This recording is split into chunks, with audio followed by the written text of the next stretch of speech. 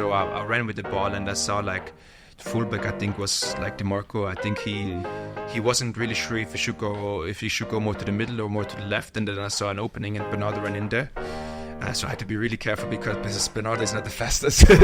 So I played it in there kind of slowly, and it was perfect for him. He crossed it in. He was a little bit deflected, I think, came right toward his feet, and he did a perfect finish. And it was a deciding goal in the end. We were also happy about it. Yeah, it's an unreal feeling, the whole final. The official Manchester City podcast. Watch the full video version of this show via City Plus now.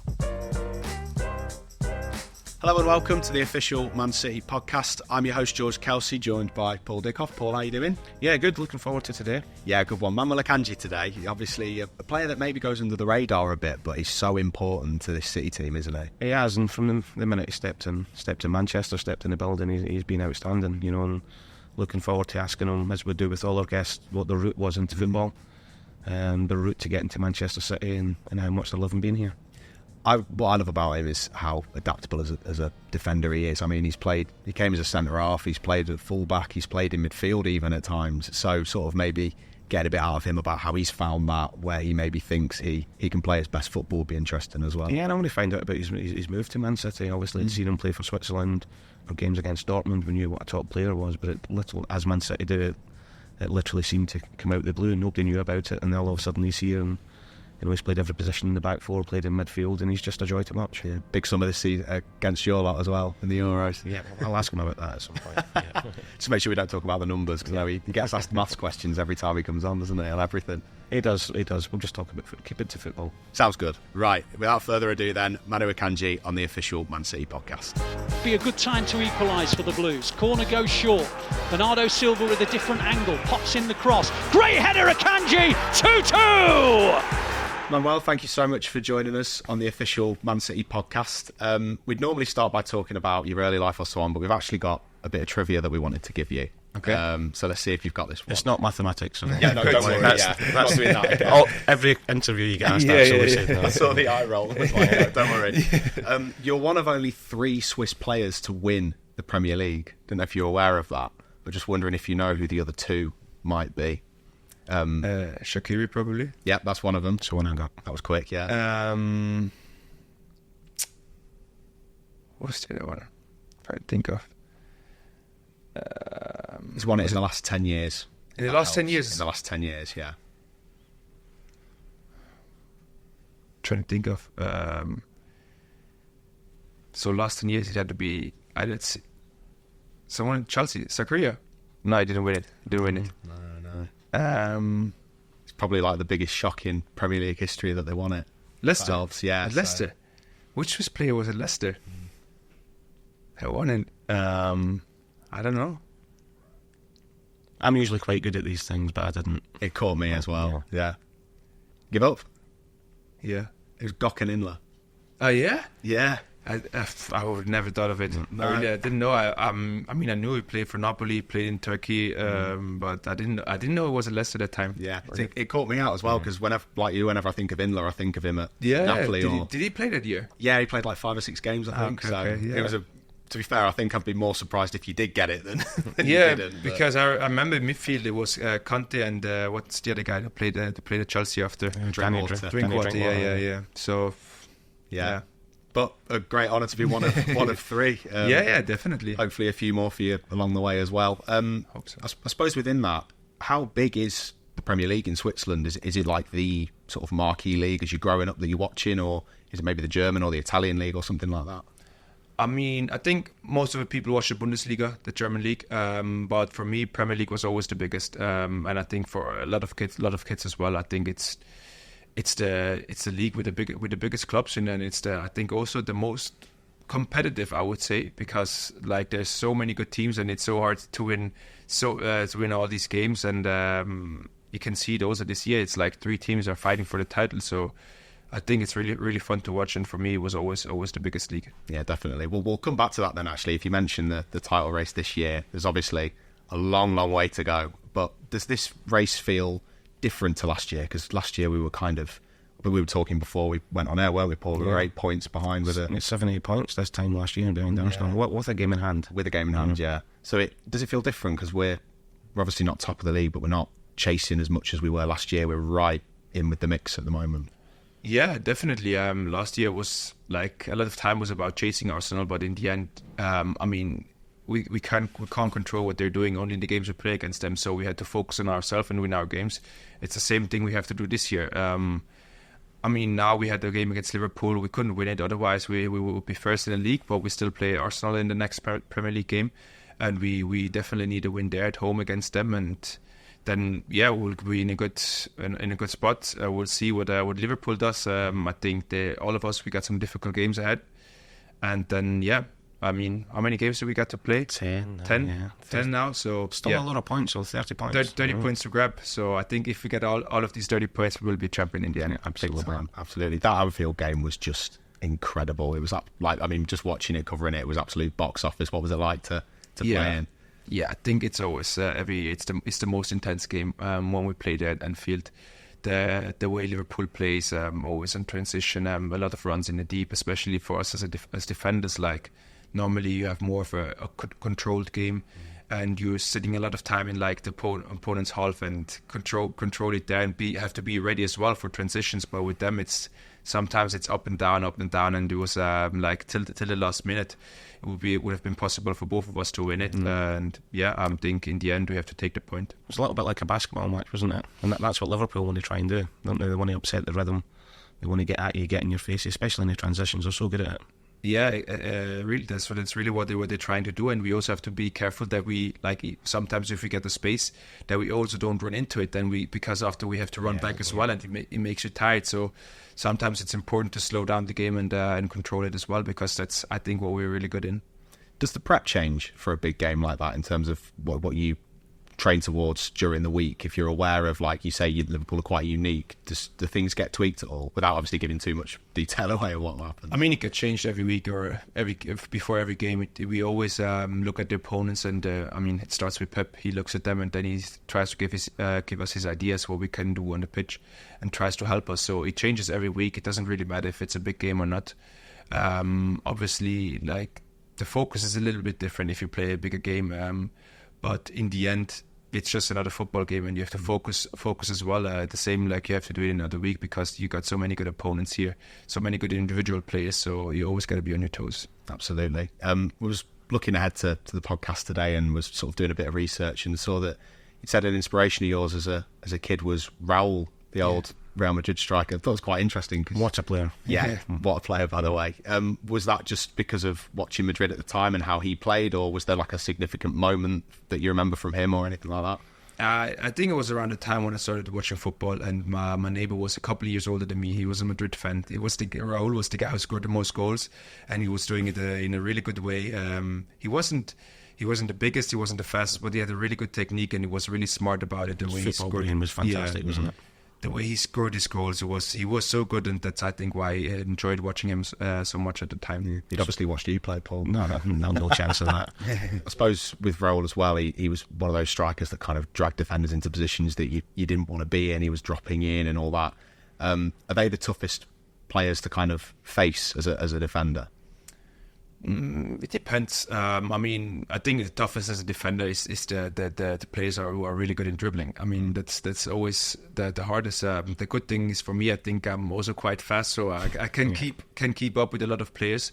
But there's other players that are really, really strong and are good in headers as well. And it might be easy to be defender like 30 meters away from the goal, but as soon as a cross comes in, it's so hard to defend against them. So it depends. Like. I think the hardest to defend is like when they have like a good football IQ as well. Yeah. When it's not just about you have to be ready in the 18-yard box to all around the pitch. You have to be ready. You have to cover them all the time, because if you lose them out of sight, they might do something good. Are there any forwards that you've played against over the last few years that you've maybe come off the pitch and thought he's a clever player, and sort of similar to what you've said there? Yeah, definitely. There's been a lot of players. I mean, the best I've played was Messi. He's unbelievable. Because sometimes during the game you get like a feel of the striker, what he might do in that moment, or an attacker. He might go left or right, and with him really, I had to guess, and I was thinking like he might go right, then he goes left, and it was the other way around. So he was definitely the best player I played against. But also, players like Cristiano Ronaldo, and as soon as he gets the ball like 20 meters away from the goal, he's so dangerous. He can score out of every angle, or Benzema as well. So there's a lot of great players. It's not a bad list, is it? That's all. Just going back to saying your friend as a Real Madrid fan, what was your route into football as a young boy? I mean, when I was young, I tried to play football wherever I can. Even at home, when I had to do my homework, I had the ball at my feet. My mom was not that happy about it, but I loved it. Every time in my time off, I went out with friends and played football. I played in the garden. I tried to go and score some free kick goals on the pitch where I trained it. And so football was everything to me. And I see those with my kids now. Like with the older one, he wants to play football every time. He asks me so many questions about it, and I've seen it a little bit already in him. That's lovely. There's a genuine interest there, and I suppose you'd love them to go on and be footballers maybe, but also go and be happy in whatever they do. But if they're already interested, I mean, I never pushed them to do anything, but it's just with my profession that I play football all the time, and there's so many games. So he grows into it automatically. If he wants to play football, or both of them, they're happy to do it. But I don't push them to do anything as long as they're happy. That's the main thing. Definitely. Someone else that when I was reading up on you that seemed to have quite an important influence in those early years was your older sisters playing football as well. So did you play for the same team? Am I right in thinking that? Or so I got two older sisters. The oldest one didn't play football. Just the one that's 2 years old. I got two older sisters, and the one that's 2 years older than me. She played football as well, but she had to stop because of injuries that she had. We played for the same club, but never really on the same team. Like we had a couple indoor tournaments that we played together, but not really on the same team. But we just played together at home with our father. That was it. Yeah. Oh, that's lovely. And she must be obviously really pleased with how things are going. If you both started on the same route and then you've been able to sort of carry on. Definitely. She was just here the last week for the derby with the boyfriend. They were here. So I'm always really happy when family's around. My father was here as well. So I always try to stay in touch with them because family is really important to me. Yeah. Right, thinking you played further forward as well in those early years. I mean, given your goal against Copenhagen the other night, it makes sense. But I think everybody did when I was younger played up front somewhere. To be a striker. No one really was like a defender. Wanted to be one, but at one point I think it was around 17 or so, 16, 17. It was 16. The other kids were taller than me, were faster than me, and then I got from a winger, I got to a fullback, and from a fullback then to a centre back when I got bigger again, and now I'm here. Yeah. Well, it's obviously worked out. Now I don't have a real position. Everywhere. Yeah. Well, good point actually. We'll talk about that, because one of the main assets you seem to have is you're such an intelligent footballer, as we've said, and you've played at fullback, you've played centre back, you've played defensive midfield.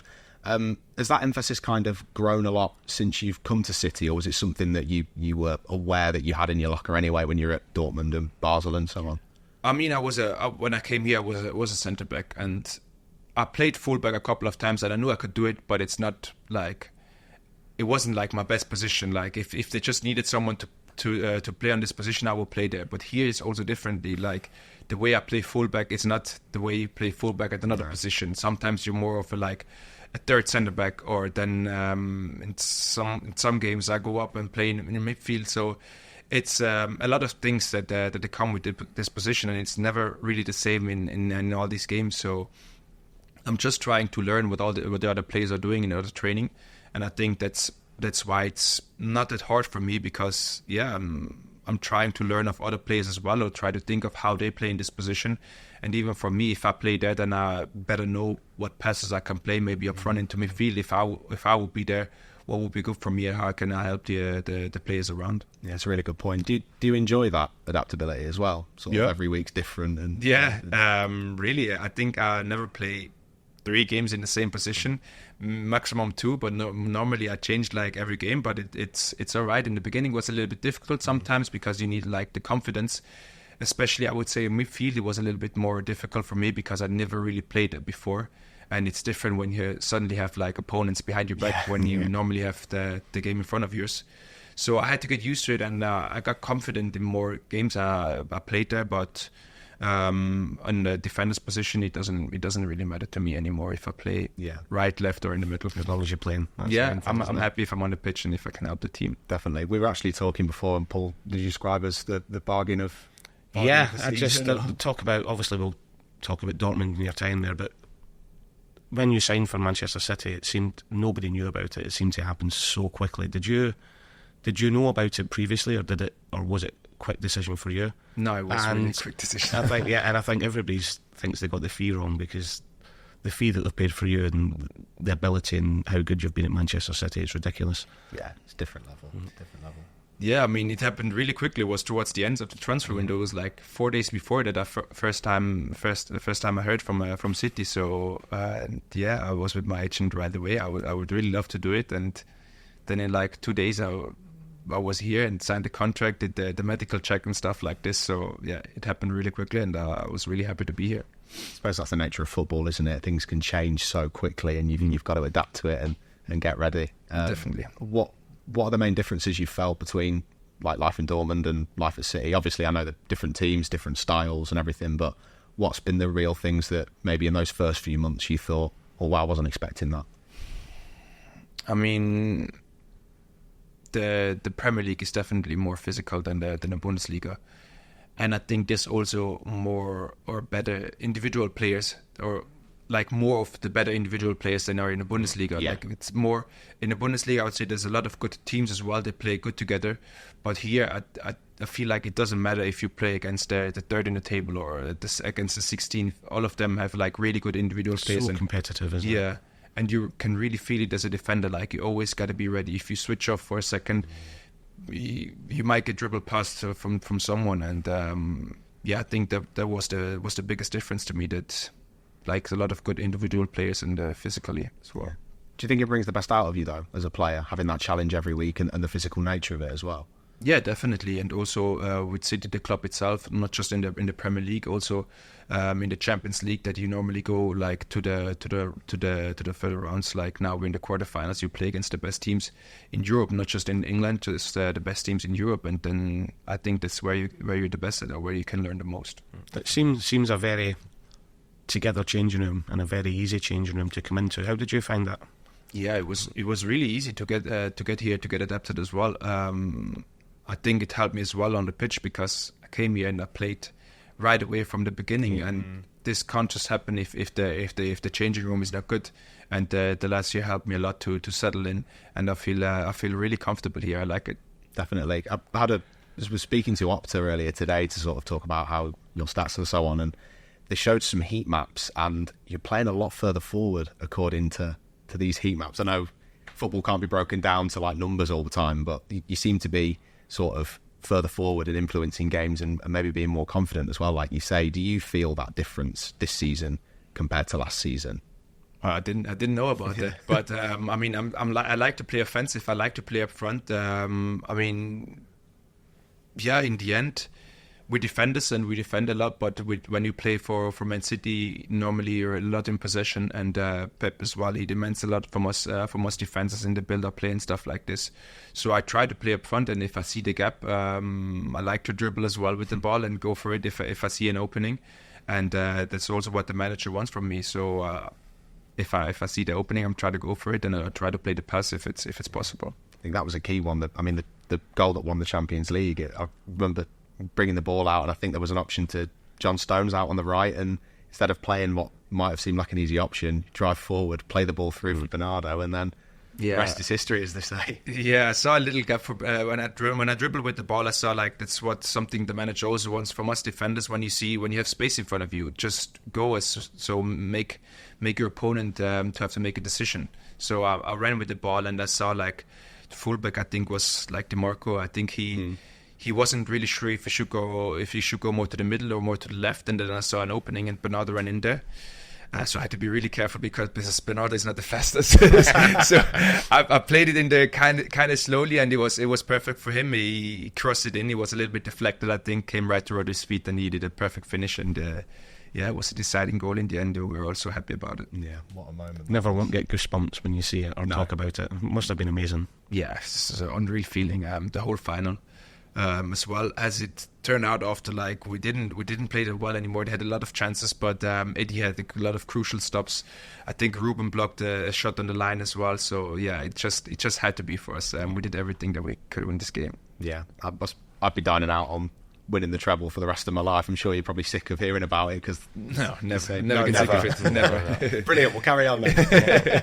Was there a moment in that season? I know it's obviously taking it game by game, not getting too far ahead, but was there like a moment last season where you as a team really thought, you know what, this could be on here. We could be on for a treble here. Yeah, I mean, I don't know exactly which moment, but obviously the win against Arsenal at home was a big boost as well for us. I think we got into first place after that game again. So there, and then also after that they lost a couple of points as well. I think they didn't play that well as they did before. And definitely in the Champions League when we went against Madrid, the game at home. I mean, obviously it was a semi-final and we're in the final then, and we're in all the finals. But it's like in the Champions League, like Madrid is or always has been like the best team. They won the most titles, and you always know even if they maybe not be at their best, they can score out of nowhere. And the way we dominated them at home was like, now we have to win it all. And that's the best performance I've seen, not just from a Man City team, but from any team. And as you said, to dominate a Real Madrid team who are serial winners in Europe the way we did in the first half especially. I remember looking at Modric after about 25 minutes, and he was just looking. I didn't know where to go. Yeah. He's one of the best midfielders in the world, you know. Him and Kroos, both of them. Yeah. They couldn't get out. Yeah. The pressing and everything else, and they couldn't get the ball back off us. And I think that was I know it was a semi-final, but I think that was a real statement for everybody in Europe that the best team's there. Yeah, I think as well. Like, this was such a good feeling to play in this game. Like, it felt so good. Like, right from the start, the way we felt like the fans were there.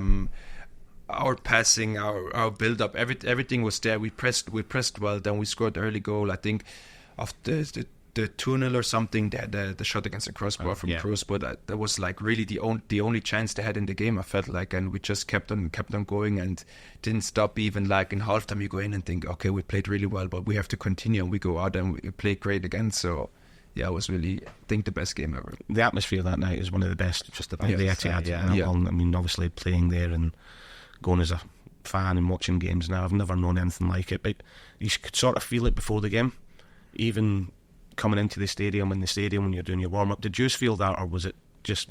No, we definitely felt it. Like, also with the game away, it wasn't easy for us, but I think it was a deserved draw. And then we just knew we had to win to get into the next round. But you don't really know what to expect of Madrid when they come here and everything, because also you've seen the past what happened in the was it semi-final against them when before, they lost? And so it probably was also in the back of everybody's head. But I think when the game started, all of us felt so good, and we really wanted that, and that's we have felt the fans behind our back and supported us. It was really loud, like right from the start. So we just had to do it. I suppose it must have been quite special going back there as well as a City player. The last few years as well. Definitely, it was the first time I played there as an opponent.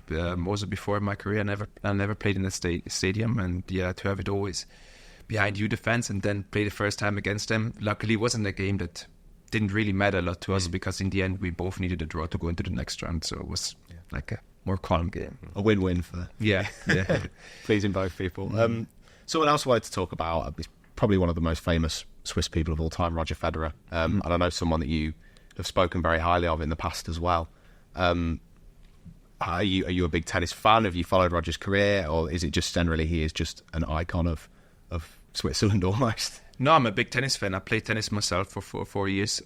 Just yesterday I watched Indian Wells tournament. I'm following it everywhere around. I think it definitely started probably with Roger Federer and Wawrinka as well. He still plays. So ever since then, and I've met him also a couple of times. He's a really good guy, and he's a role model for me. The way he did his career, the way he is with people all around. So yeah, he's one of the greatest sportsmen ever for me. So yeah, I mean, I like tennis a lot, and Roger Federer as well. He's amazing. It's that ability that he's got to keep winning and winning, and then for years and years and years. It must be so difficult, the mentality you've got to, because a lot of teams, a lot of players in any sport, you know, they get to a point where they've won a few times and they can drop off.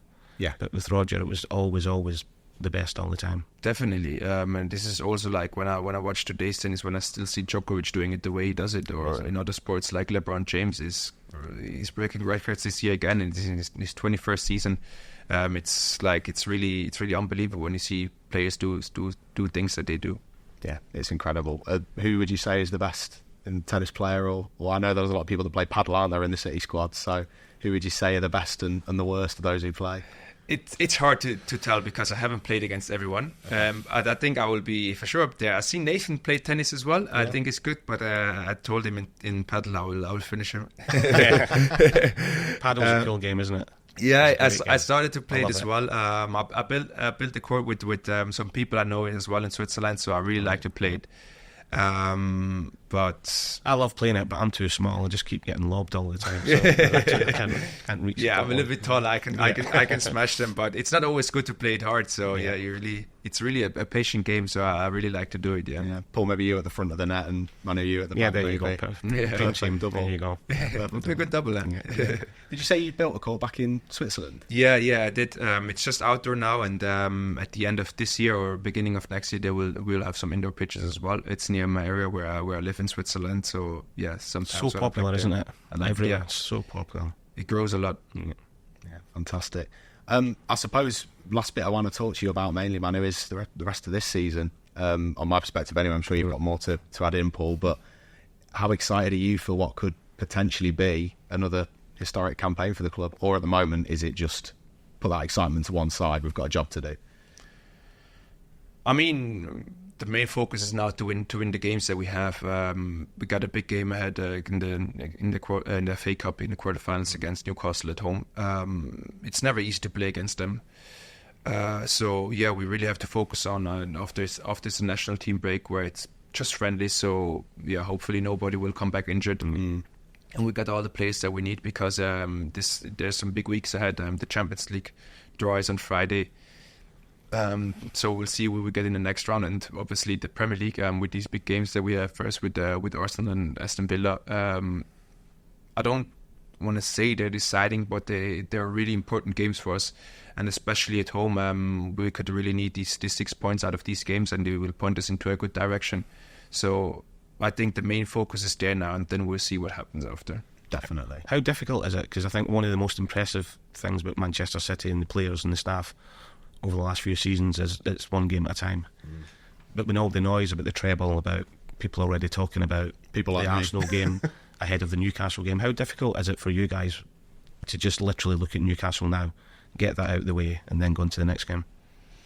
I think you're getting used to it. I mean, it's just I think the way you have to handle it. If you focus now on Arsenal or on Aston Villa, like your head won't be there for the game, and then you won't be happy with your performance. So for me, like really the main focus is now on that game, and everything what happens after. But also for me as a player, I try to show my best performance so I can play in the next game as well. I mean, so if your head's not there, others player heads will be there, and you don't want to let your teammates down. So you really try to give everything on the pitch. So it's the only mindset you can have. Otherwise, you might not play in the next one, or you don't want to let your teammates down. No, definitely. Does last season's success help as well with that mentality? Because I imagine part of it as well is the psychological side of, well, it is possible, we know we can do it, but the way to do it is to focus on that next game. It's almost like a tried and tested method now, almost. I mean, you could say there's an advantage or a disadvantage.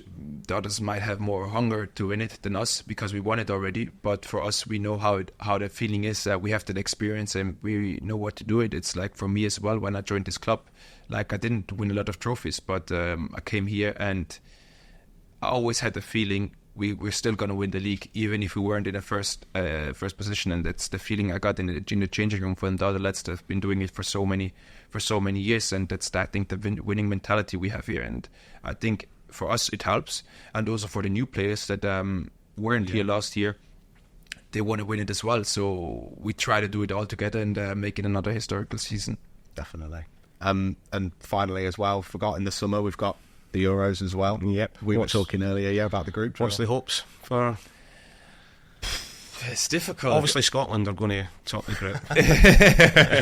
Then Switzerland. Yeah, I'll take that. It's difficult. I mean, we haven't been at our best with Switzerland, but before we've always been like really good at tournaments. We normally went to the next round. That's what I can hope we need to do again, but we definitely need to perform better like we did in the qualifiers. So we got two tests now against Denmark and Ireland that are really important to us. The manager might change the system a little bit or bring in some players that haven't been there before. So I think the most important thing is that everyone's healthy for the Euros. Yeah. And then I think it's possible to win the group. Absolutely. I'll take that as long as Scotland comes second. Germany and Hungary can win. Yeah. We've had a few questions from fans who obviously we've told about you coming on, and we just picked out some that we thought were quite interesting to get your thoughts on. So firstly, Greg from Macclesfield wanted to talk about your mental math skills. Just wondering. So you thought he was getting one interview. Yeah. We were so close. He's wondering where they came from. Is that something that you sort of had a real interest in maths as a kid, or did it just naturally come to you that you're good at mental maths? I think I was just really good in it, and it got better by learning a lot as well. It wasn't just like I could do it from one to the next, from one to the next day. So I learned it as well. It was like, I'd say I was like gifted, or I could do it really well, and then I improved it. Yeah. There you go, Greg. Manu's done your maths question. Next one's from Finn. He's from Lucerne. He's an aspiring Swiss player, and he was wondering who you looked up to as a Swiss player when you were trying to work your way up the ladder.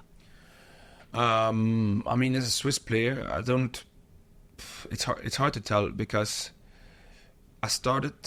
But the Swiss national team wasn't that. They didn't win a lot of things, so I just followed like international football, and I watched more of the league, and the Swiss league as well back then. But as Swiss players, trying to think of the time. I mean, Alex Frey was really good as a striker, and Streller as well. They were a really good duo. They played really well up front. So yeah, I would say them. Probably. Yeah, another Dortmund player as well, Alex. Yeah. And just finally, Lucy from London. This is a good one, actually. It's a tough one. Past or present, who would be your dream centre-back partner, but you're not allowed to pick anyone from the current City team? Let me think. I might say Thiago Silva. I'm still a big fan of him. He's still doing it at a high level, and I think around the time when he was at AC Milan, he was one of my favorite centre backs to play at the time. Sergio Ramos, I think, was also probably one of the greatest centre backs I'd ever played. But if I had to pick one, I would say probably Thiago Silva. Yeah, not bad. Not bad. He's pretty done it and won it all, hasn't he? Yeah. So, yeah. Something else that we always do on the podcast, Manu, is we get a guest to leave a question for the next guest. So the question that you've been asked or left with, what would you say is your best moment in a City shirt so far? I would say when we won the Champions League, because it was like the relief after we won all these trophies as well, because when we won the league or the FA Cup, we couldn't really celebrate the way we wanted to, because we know the biggest game is still the Champions League final. And then when we won, like the whole pressure like fell off, and it was definitely the best moment that I had here. Did it take a while to sink in as well, to actually realise what happened? Yeah, definitely. Also, when we won the first few titles, but even now, when I think sometimes like I won the Champions League, it's still a little bit surreal to me. But it was a great summer. Then after that, I had a good time. Good stuff. And then just finally, now time for you to leave a question if you can think of one. We don't know who the guest is going to be, but hopefully it'll be a good one for them to answer your question. It would be better to know who it would be, so I can ask a better question. But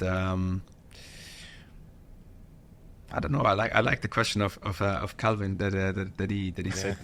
So what do you think? What do you think of Manuel Akanji? It's a good one. They can decide if it's the footballer or the. Yeah, they can decide whatever, if they take it football-wise or take it me as a person, whatever they want to. Good stuff. Well, Manu, thank you again so much for your time. Really enjoyed it, and good luck for the rest of the season. Oh, I got actually another question. Oh, yeah. It's a better one, because we just talked about the position before. So ask what do you think is my favorite position? Great. Or my best position? Best position, okay. Yeah. Interesting. Again, thank you so much for your time. Really, really enjoyed it, and good luck for the rest of the season. Hopefully, thank you very much. Again. Thanks for having me here. Nice one. Hits it towards the first-time effort of Manuel Akanji. What a wonderful side-foot volley into the roof of the net. Stunning goal. Paul, I really, really enjoyed that. I feel like I've learned something, and also just generally thought he was an absolute joy to be with, Manu. It was dead easy, wasn't it? And, the one thing, like all the players, is his love for football, and his love for his time being here at Manchester City. Obviously, got into detail about winning the treble, even talking about him stepping in for Rodri's goal. Yeah, I did like you said that Bernardo wasn't the quickest. I don't know how well that'll go down, but yeah, just that insight that fans don't normally get. Well, that's what I loved as well. I mean, talked to him about the Liverpool game recently, and goes into this really detailed analysis of how they play, how as a defender it is to play in that sort of situation. I mean, I was just amazed by it in terms of that level of detail. Should expect it from a player of that level, but it just shows, like you said, the passion and the knowledge that he's got for the game. It's the tactical knowledge that these players have got, and I'm not saying we weren't intelligent nowadays, but I definitely wasn't. The football intelligence stuff, yeah. How to adapt to different positions, and interesting when he was talking about, when we said how do you prepare for the Liverpool game, is that any different to any other game? And he says no, we prepare differently for every game for who we're playing against. I think a lot of people think that Man City have got all these wonderful players, Pep tells them a couple of things, they go and do it, but it's the detail that the players are given. I know myself as an ex-player that it's okay having all the details. The hardest thing to do is take that out onto a pitch. Yeah, definitely. The best laid plans can be out the window in 5 minutes if something goes wrong. Yeah, and it was just a great podcast to do, about how his careers went and where he is now, and it was great. The mindset was interesting as well, because he was talking about, game by game, let's not get ahead of ourselves, but then also how much he relished the chase last year and enjoyed the moment, and almost like it hasn't quite sunk in yet that we were so successful last year, which was a nice sort of mix. One of the most impressive things about this squad, individuals, players over the last few years, is how they can manage to take that one game at a time, because there's a lot of noise outside about the Champions League, about the Premier League, about the FA Cup, how they can just go, right, this is the next game, this is what we want to win, then go on to the next game. People think it's easy, but it's not. No, definitely not. Well, Paul, again, thanks for your time, really enjoyed it. Thank you. I'll see you for the next one. And thank you for listening and watching as always. Make sure to give us a comment, subscribe, and we'll see you for the next episode of the official Man City podcast. The unbeatable official Manchester City podcast. Watch the full video version of this show via City Plus now.